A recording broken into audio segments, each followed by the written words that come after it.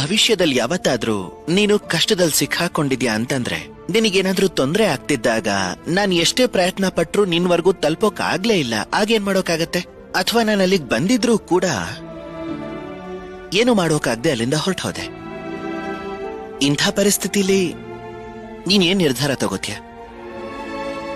ನಾನಿವತ್ ನಿನಗೆ ಸಹಾಯ ಮಾಡಿದ್ದೆ ಅನ್ನೋದನ್ನ ಮರ್ತು ಹೋಗ್ತೀಯ, ಅಥವಾ ನಾನು ಆ ಸಮಯಕ್ಕೆ ನಿನ್ನ ಸಹಾಯಕ್ಕೆ ಬರೋಕಾಗ್ಲಿಲ್ಲ ಅನ್ನೋದನ್ನ ಮಾತ್ರ ನೆನಪಿಟ್ಕೋತೀಯ?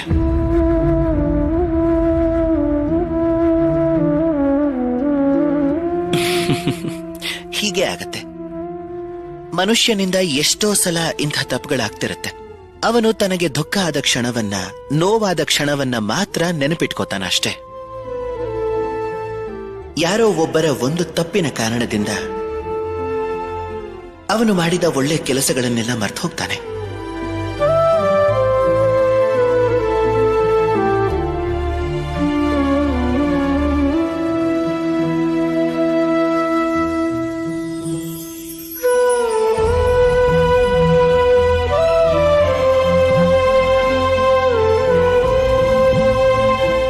ನೀವ್ ಸರಿಯಾಗಿ ಹೇಳ್ತಿದ್ದೀರಾ.